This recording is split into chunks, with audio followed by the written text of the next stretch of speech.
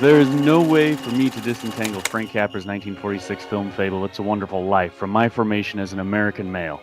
Let's be frank, it was a holiday film classic, bar none, and it was a kind of unspoken yardstick of American, no scratch that, of my family's values, of good Christian conscience and holiday affirmation in that current of vague but potent Christmassy nostalgia.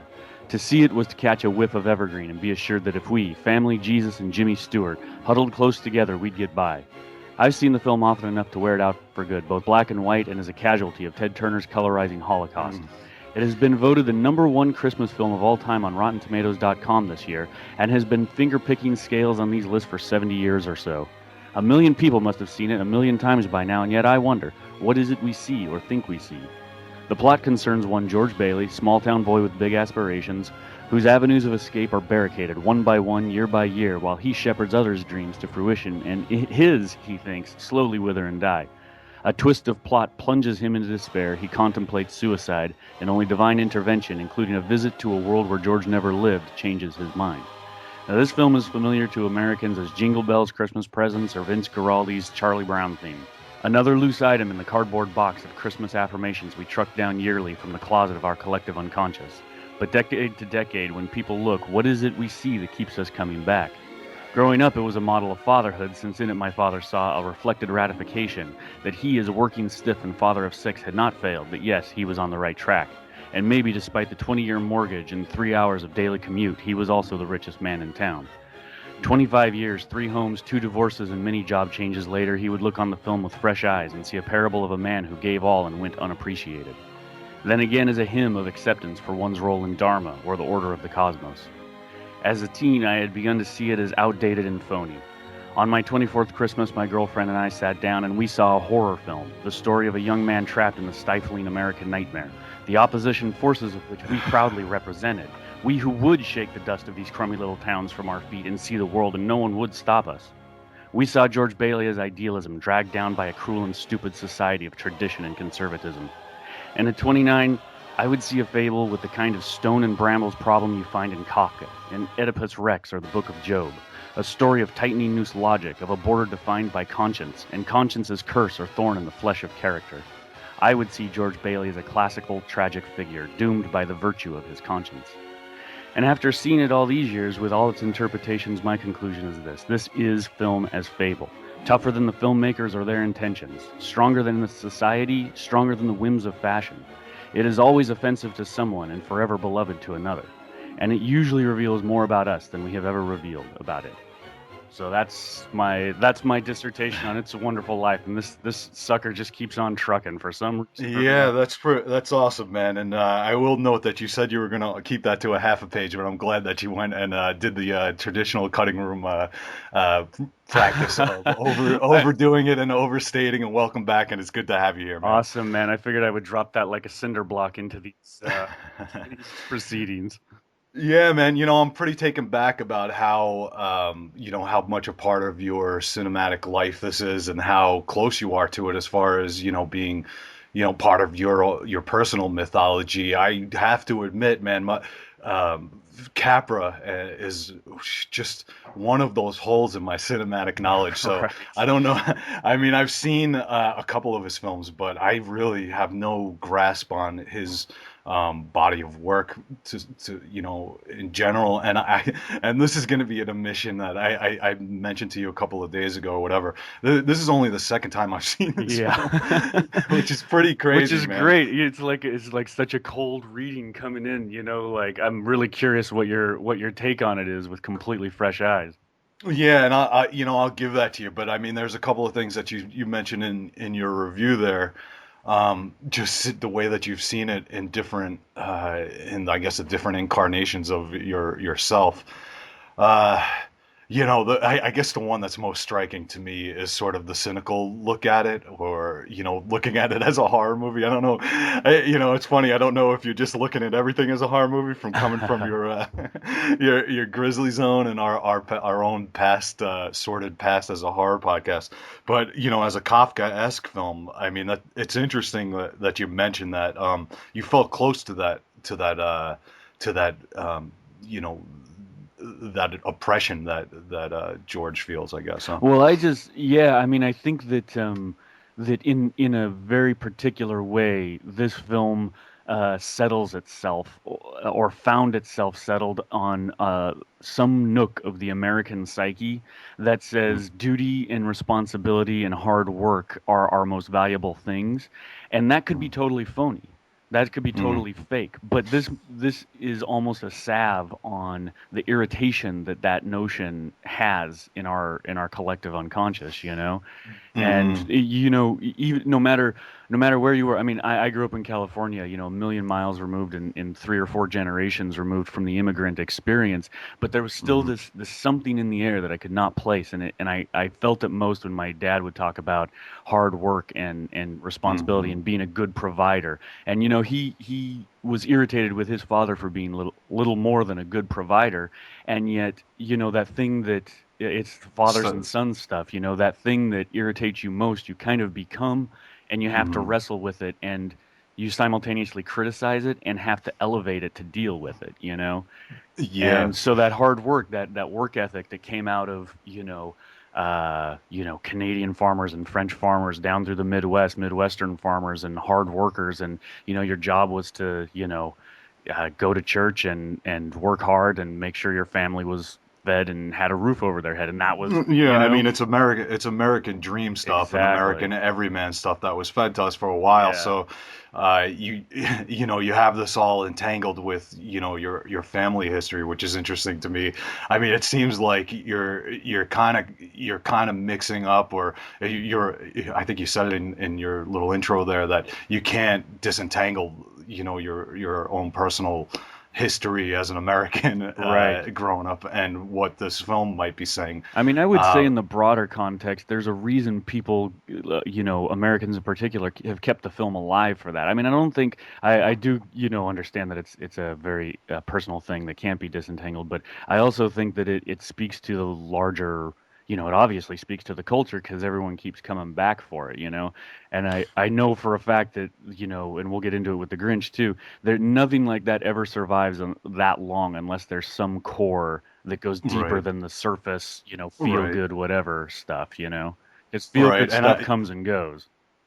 right, but it hits a nerve that happens on a very Exactly. primal level, and I think it's very, for lack of a better word, Christmassy, Right. to understand, what's at the heart of this, and when you peel away all the political stuff, it becomes about, it becomes such a cliche stuff but it's, you see the benefits of, the joy of brotherhood and how Right. that becomes triumphant over, materialistic needs. And I think that, as a people and as a culture and as a race that we need the ritual once a year or a few times a year to stop and and break out of the mold of our everyday lives and realize that beneath all of the rat race stuff and the things that we're trying so desperately to attain,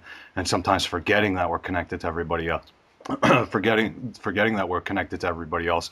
We need that moment, and in our darkest hour, almost literally, the shortest day of the year or the longest night, however Yeah. you look at it. But I mean, we need that moment to kind of remind ourselves that that we have the capacity to love, and that we're important parts of other people's lives, and that other people are important parts of our life. Yeah, absolutely. And you just hit on something that I think is really key, which is that, you know, the reason for Christmas, December 25th to exist as it does anyway, is I mean, the shortest day of the year goes back, you know, thousands and thousands of years, but well before Christianity to the day that was looked at as, you know, it was the death of the year, you know, and you Hmm. were in the, you know, in the darkest part of your year, of your, you know, and it was a chance to, be celebrated as a shedding of the trappings of the past year and of yourself, in a very dark and reflective time. And there's something buried in us that we still need that, because so many of those Christmas movies, and especially this one, I mean, people who see it for the first time are often surprised at how dark it is.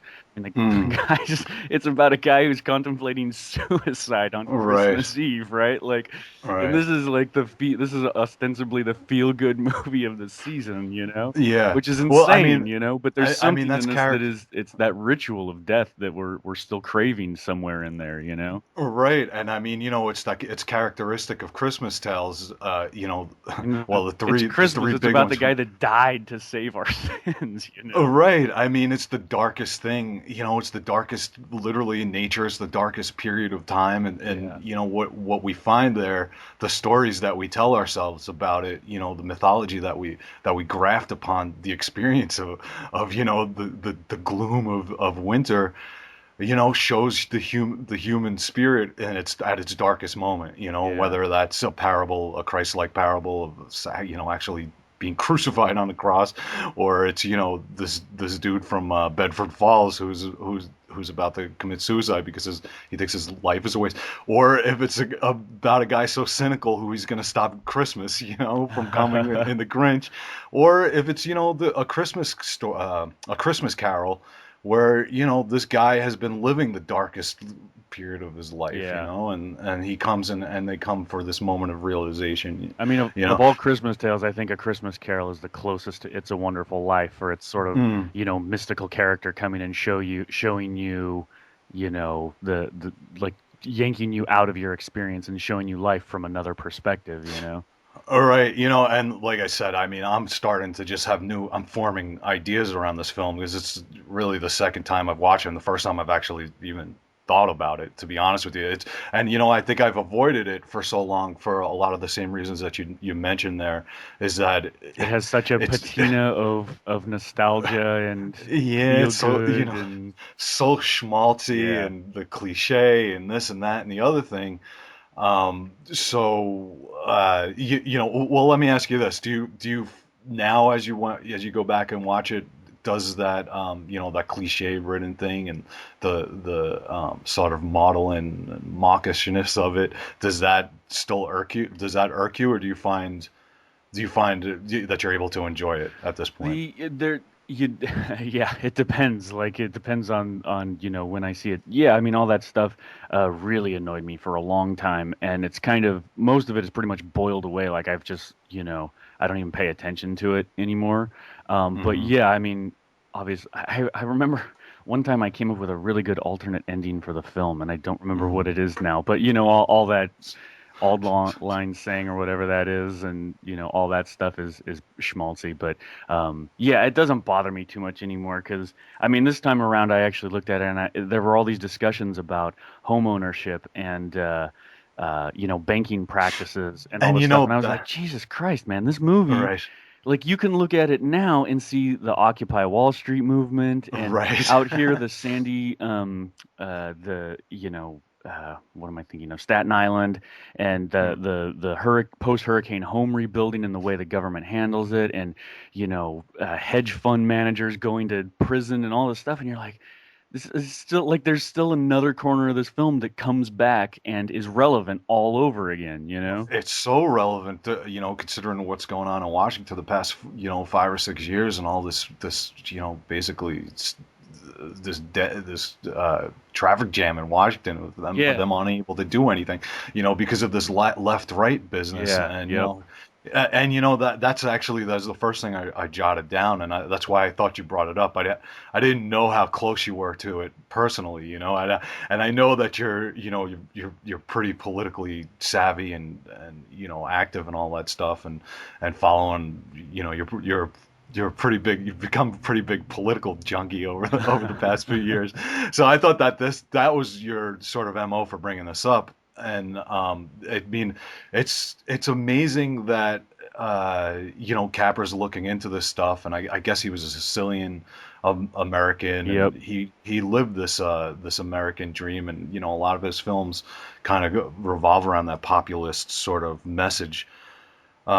So and you know what struck me, and this is coming off the last episode of the show. I had this huge discussion with Jenna about Tarantino and the cynicism inherent in, you know, in a lot of films these days, and sort of typified in what Tarantino is up to. And here we have a film that is so earnest and so genuine that is almost really hard to for us to watch at this point, you Right. know. It's like we've been conditioned so far away from that. It's toxic to us now. Right, like it's hard to see that this guy, you know, that this dude is actually really earnest and genuine about saying, you know, putting forth his message about, you know, these ultra capitalist sensibilities that come into direct confrontation with these sort of leftist help your brother out, you know, Yeah. sensibilities. And Yeah, so I what is it, what is your overall, I mean, your criticisms? I think I'm totally picking up that it was almost unwatchable due to the maudlin nature of his style and all of that stuff. I'm really curious what your no. experience was Yeah, watching it. no, man. You know, and this goes right to that point about, you know, cynical film making and film watching and, you know, not being able to believe in our heroes or to believe that message or to be able to digest actual meaning in film anymore. And I've been really making, you know, for 10 years, I guess now, I've really been making conscious efforts to find to not be so cynical watching Right. films, you know. And it's so enlightening when you're able to, you know, put aside your smirk, and, you know, if you're able to not put yourself above your heroes and and the material in front of you, you can actually enjoy it again, you know. Right. And by becoming so cynical, we've taken the joy out of so many things in a or at least you know, a sort of a nurturing joy out of things, or a meaningful experience out of our art, you know. Yeah. And I actually watched this film and I really enjoyed it, man. I mean, I really liked the political you know, political ideologies that Capper's pitting against one another here, and I was all aboard with it. And, you know, like when he comes together at the end of the film, I'm able to enjoy those things. I'm glad to report to you now, you Nice. know. That's So cool. I mean, it doesn't bug me. I mean, I know that Capra, even in the late 40s or whatever, from what I understand, he was taking a lot of shit for his sort of over idealizing stuff. I Yeah, mean, people have this phony notion that we're somehow more this, more that, less this, less that than we were 10, 20, 30, 50, 100 years ago. But no, I mean the press was everyone thinks we've reached the most jaded we'll ever be and ever have been, you know, and it's pretty much you read the press at the time and he was just raked over the coals, you know, left and right, especially for this film, but in general, his whole career, he was regarded as a Spielbergian kind of, maudlin director of schmaltz, you know, right, and right. And, you know, I went through my period of not being able to watch stuff like Spielberg and right, stuff, and, you know, and I've been able to come back emerge out around of. the other side. Yeah, yeah. I mean, you mentioned before a couple of this film being influenced by A Christmas Carol, which I would say that it definitely Yeah, it's gotta, you know. But I also, you know, this time around, I noticed, or I picked up on how this film actually influenced other films, and I just want to rattle off a couple here to you and go for it. see how they sit with you. Well, the opening with the angels and the star, that just strikes as the opening of Night of the Hunter, which I can't remember if it came after it or before it, Definitely but after. definitely Yeah, after, right? So that's definitely Night of the Hunter's definitely taken that's great. the opening, which is crazy.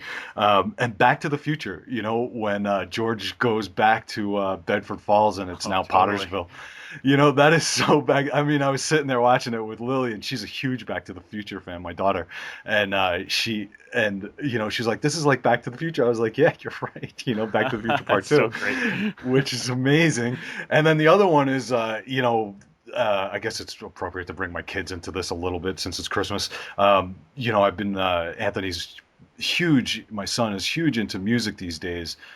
really excelling at music and stuff. So I showed him Mr. Holland's Opus, and Mr. Holland's Opus is essentially, it's a beautiful film, and again, it's so schmaltzy Mm-hmm. that I'm almost surprised that I can watch it now, you know. But it's Mr. Holland's Opus is essentially this film. It's a Wonderful Life, without Christmas and without the angel. You Right, know what I because mean? at the end he gets you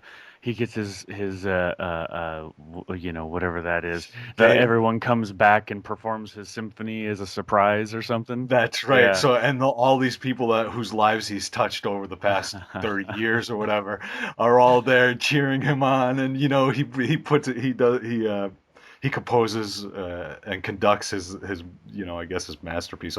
Although I would say, not to get off too far off on a tangent, the weakest part of that film is the song that they play at the end of it. Take But, that, Mr. Holland. I mean, it's a beautiful film, you know, Yeah.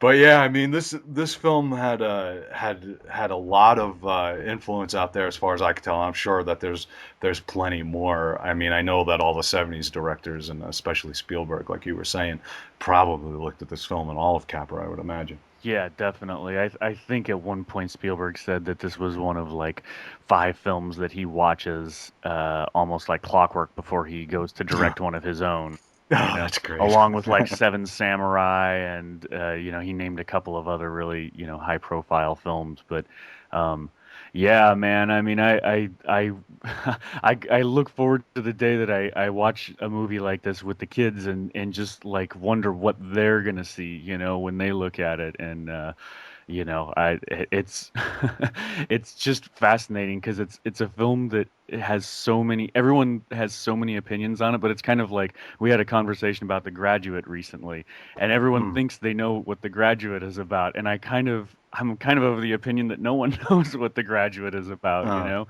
And I yeah. sort of feel the same about this one, you know, like no one ever really digs too deep into it because all they really ever revel in is the surface schmaltz, you know? Mm.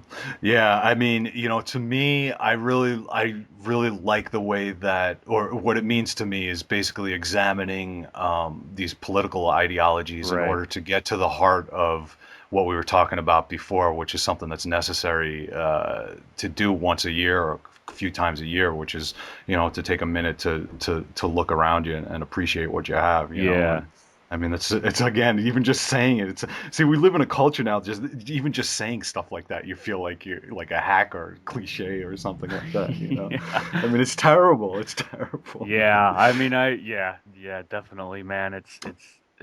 Yeah, it is what it is. But going back very quickly, one last comment on the influence of film directors. One of your favorite Spielberg shots is the Raiders of the Lost Ark shot, Oh where Harrison yes, Ford runs up into the camera into um, extreme close up, and it's like yes. kind of distorted and everything. My God, he lifted that like verbatim from this. Right, and he uses it all the time. And you know, I'm glad you mentioned that because I mean, I think that's one of the two visual devices that he uses that's breaks from sort of the traditional, you know, 1940s, 1950s sort of setups, Yeah. you know, which are pretty, you know, and they don't need to be anything really inventive. But he right there He is elbows his it's so way out powerful. of certain things. Like he sits himself right in the, you know, the middle, the mainstream of good Hollywood filmmaking, but then little pieces here and there he elbows his way out of the norm, you know? It's just Hmm. pretty nice. Yeah, well, I mean, the other one, the second one that really stuck out was toward the beginning of the film, right when you're introduced to, you know, James Stewart as the adult version of the main character, and you know, they freeze frames on him with the voiceover, you know, and Yeah. that's taken all the way up to through you know, the '70s exploitation movies and Guy Ritchie up, films. Guy Ritchie films to the Dukes of Hazzard. You know what I That's mean? another one is no one ever really kind of comments that the film has a really interesting structure that's I don't think Citizen Kane is the only one that I can think of that kind of has a similar and obviously all the modern you know Right. movies that jump around in time and everything but you know you kind of you jump around the life of this character a little bit. There's these big jumps in, sometimes a 10-year or a Hmm. 5-year, period or something like that.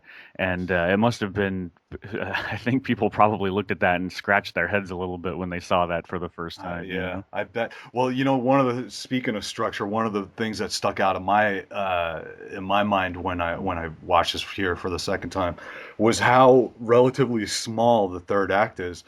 Because Yeah, it's kind of I crammed in watched, there in the last it's 10 minutes. crazy, man. Yeah, Because in the first time I watched it and I recalled it, it seemed like the whole movie was that third right. act where, you know what I mean, where he's running around and realizing, and that's just a testament to Capra's ability He's to, an you know, amazing filmmaker. yeah, masterfully pace of the film that, you spend all this time getting to know the dude, and then you spend a relatively short amount of time with the sort of the gimmick in the film, Right. or the fireworks of the film.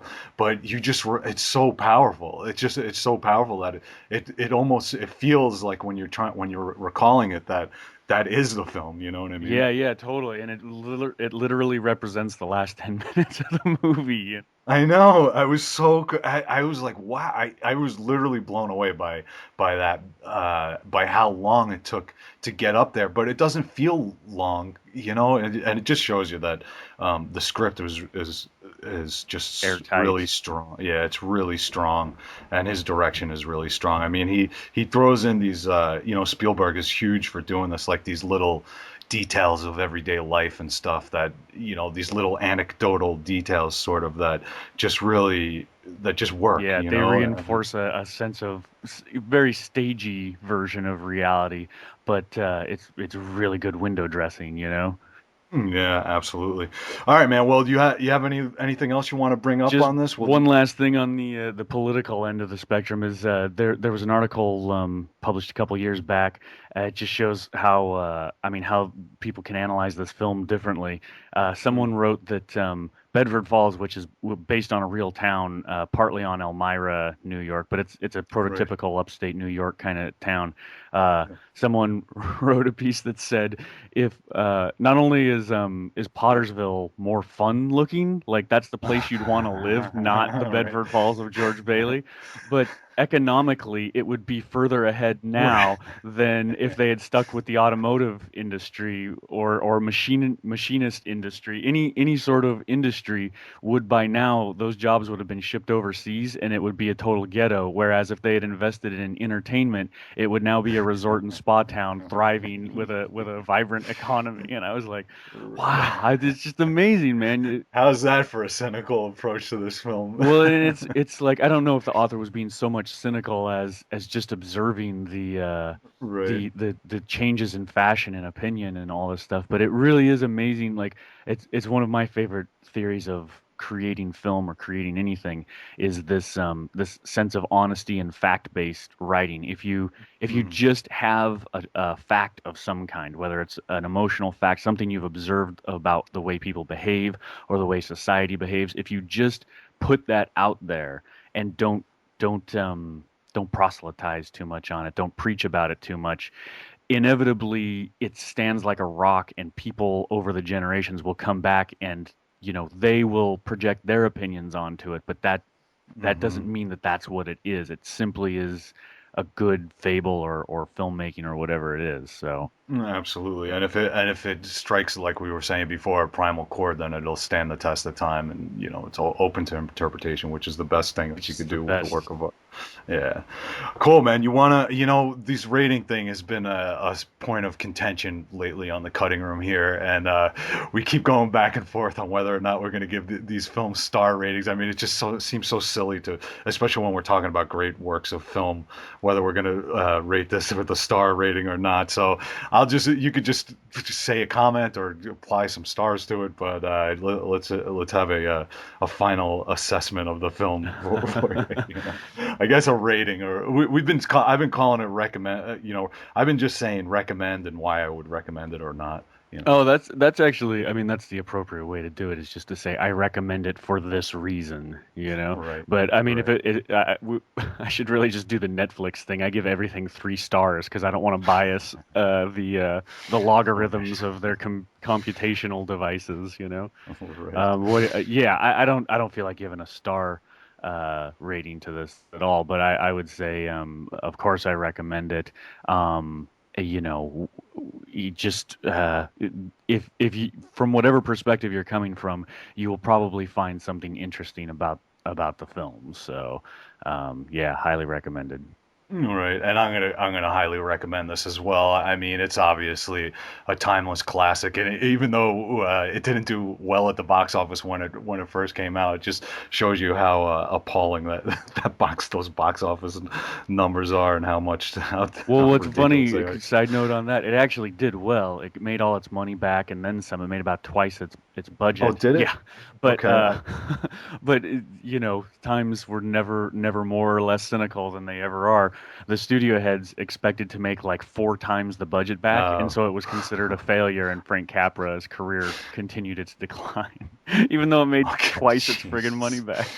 Oh Jesus! Oh man. Well, I stand corrected, but and I recommend it nonetheless. I mean, it's a fantastic Christmas film. Obviously, it doesn't need our recommendation, but I'm glad that you brought it out here and we were able to talk about it. And you know what? I'm going to continue to watch this film, over the years. So definitely go and check it out if you haven't already. And that wraps up. It's a Wonderful Life. So let's move on with How the Grinch Stole Christmas from 1966 by Dr. Seuss and Chuck Jones. And I will give a